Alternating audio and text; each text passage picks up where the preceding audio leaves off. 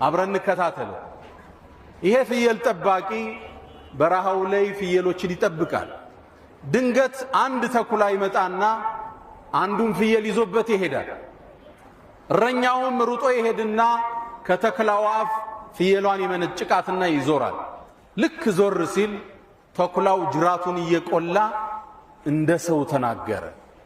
አተንተዚዑ ሪዝቀን ሳካሁ ላሁ ኢለይ አለ። አላህ ወደኔ ያመጣውን ሲሳይ ካፌ ተመነጭቀዋለህ እንዲህ አለ። ገጠሬው ተገረመ፣ እረኛው ደነገጠ። እረኛው ምን አለ? እንዴት አንድ ተኩላ እንደ ሰው ልጅ ይናገራል ብሎ ደነገጠ። ከዛም ተኩላው ሌላ ቃል ደገመለት። ከዚህ የሚገርም ነገር ልንገርህ እንዲህ አለው። እረኛውም ጆሮውን ጣል አረገ። የስሪብ ውስጥ አለው መዲና ውስጥ አንድ ትልቅ ሰው አለ ሙሐመድ የሚባል ያለፈውን ታሪክ የሚመጣውን ይነግራችኋል አለው። ይሄ ገበሬን ታሪክ አያውቅም።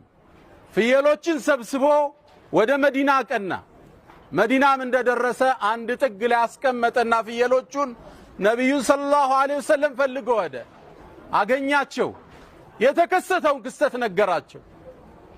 ነብዩና መሐመድ ሰለላሁ ዐለይሂ ወሰለም ሰሃቦቹን ጠሩና አሰላቱል ጃሚዓ ህዝብ ጥሩ አሉ። ህዝቡ ተጠራና መስጂዱ ሞላ።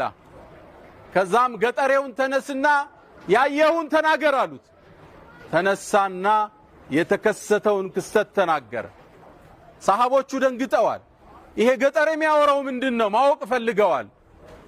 ነብዩም አለይሂ ሰላቱ ወሰላም ሰደቀ እውነት ብሏችኋል አሉ።